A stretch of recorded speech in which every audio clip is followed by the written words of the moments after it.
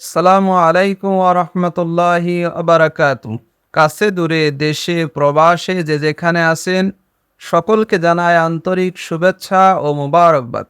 সম্মানিত মুসলিম ভাই বোনেরা, আজকে আমি আপনাদের সম্মুখে উপস্থিত হয়েছি কয়েকটি গুরুত্বপূর্ণ প্রশ্ন নিয়ে। সেই গুরুত্বপূর্ণ প্রশ্ন হলো, ১ নম্বর প্রশ্ন হলো আপনার কার উপর কোরবানি ওয়াজিব। ২য় নম্বর প্রশ্ন হলো কুরবানি পশুর বয়স কত হতে হবে। ৩য় নম্বর প্রশ্ন হলো আরাফার দিনের রোজা কত তারিখে। তো এই প্রথম প্রশ্ন যেটা, তা হলো আপনার কার উপর কোরবানি ওয়াজিব। কোরবানি ওয়াজিব হলো ওই ব্যক্তির উপর, প্রত্যেক বালেগ সুস্থ মস্তিষ্ক পুরুষ যিনি নেশাব পরিমাণ সম্পদের মালিক। নেশাব পরিমাণ সম্পদ কি? নেশাব পরিমাণ সম্পদ হলো আপনার যদি কোনো ব্যক্তির নিকটে 7.5 ভরি স্বর্ণ অথবা 52.5 ভরি রূপা অথবা ওই সমপরিমাণ মূল্য যদি কারো নিকট থাকে, তাহলে ওই ব্যক্তির উপর ওই ওই এই মূল্যটা আপনার 1 বছর অতিবাহিত হয় কি না জরুরি না, বরংস কোরবানির দিন তার নিকট যদি উপস্থিত থাকে তাহলে ওই ব্যক্তির উপর কোরবানি করা ওয়াজিব। আপনার 7.5 ভরি স্বর্ণ অনেকের কাছে নাই, এখন দেখা যাচ্ছে 7.5 ভরি স্বর্ণ তো অনেক টাকা। আপনার 52.5 ভরি রূপার যদি আপনি মূল্য ধরেন, তাহলে আবার অনেকের উপর কোরবানি ওয়াজিব হবে। 52.5 ভরি রূপার দাম আর কত হবে? যদি আপনি 2,000 টাকা যদি ভরি ধরেন, 2,000 টাকা ভরি ধরলে পরে আপনার 52.5 ভরি রূপা, তাতে আসবে কত আপনার 50 দুগুণে 1 লাখ, আরো লাগেন 4 5 1,05,000 টাকা হলে কি হয়ে যাবে আপনার 1,05,000 টাকা যদি কোনো ব্যক্তির নিকটে থাকে, তাহলে ওই ব্যক্তির উপর কি হয়ে যাবে? কোরবানি ওয়াজিব হয়ে যাবে। এগুলো প্রথম প্রশ্নের উত্তর। যে তাহলে আমরা জানলাম যে কোরবানি কার উপর ওয়াজিব?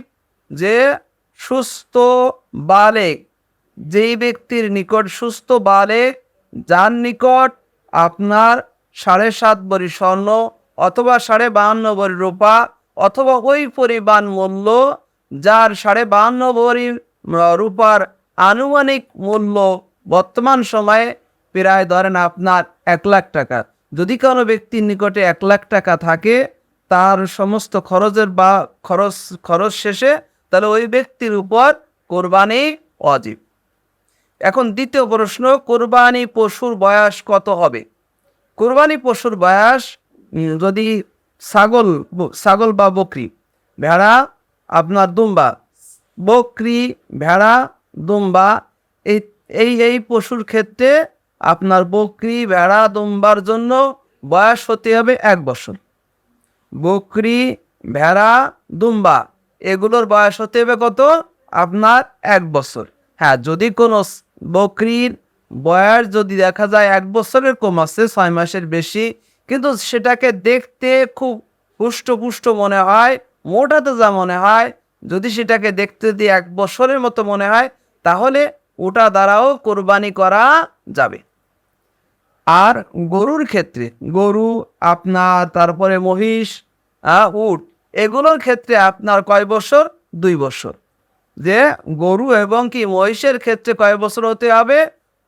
কুরবানি পশুর বয়স মিনিমাম 2 বছর হতে হবে। এবার তৃতীয় প্রশ্ন হলো যে আরাফার দিনের রোজা কবে হবে।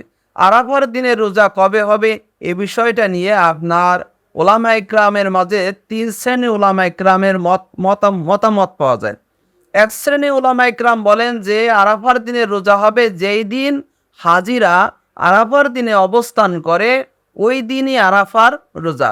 তা হাজিরা যেই দিন আরাফার দিনে অবস্থান করে, ওই দিনটা আমাদের বাংলাদেশিদের জন্য ওই দিনটা হলো 8 তারিখ। ওলামা ইকরামের কথা হলো যে যেহেতু হাজিরা আরাফার দিনে অবস্থান করে, সেহেতু ওই দিনে রোজা রাখতে হবে। তো সেই হিসাবে আমাদের দেশে 8 তারিখে রোজা রাখতে হবে।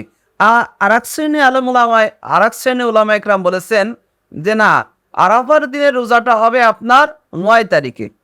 কারণ 9 তারিখে হবে আরাফা। আরাফার দিনটা হচ্ছে জিলহজ মাসের 9 তারিখ। আর এছাড়া 9 তারিখে তো আমরা কি করে তাকবীর বলে থাকি, 9 তারিখে এলাকা আয়ামে তাশরিক শুরু হয়। বিভিন্ন যুক্তির পরিপ্রেক্ষিতে আপনার ওলামা ইকরাম বলেন যে 9 তারিখে কি হবে, আপনার আরাফাত দিনটা হবে এবং 9 তারিখে কি করতে হবে, আরাফাত রোজা রাখতে হবে।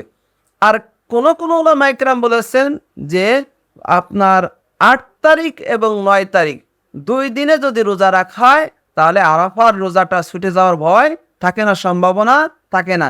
সেই হিসেবে ওনারা বলতেছেন যে 8 এবং 9 উভয় দিনে কি করা যাবে, রোজা রাখা যাবে। তো ভাইরা আমার, আমরা যে প্রশ্ন জানলাম, প্রশ্নের আলোকে আমরা মাসআলা জেনে আমরা কি করব, কোরবানি করব এবং আরাফার দিনের এই যে সব বিরাট সব আমরা রোজা আদায়ের মাধ্যমে কি করব, রোজার মাধ্যমে আমরা এই বড় সবের ভাগীদার হব। আল্লাহ তাআলা আমাদের সকলকে তৌফিক দান করুন, আমিন। আসসালামু আলাইকুম ওয়া রাহমাতুল্লাহি ওয়া বারাকাতুহু।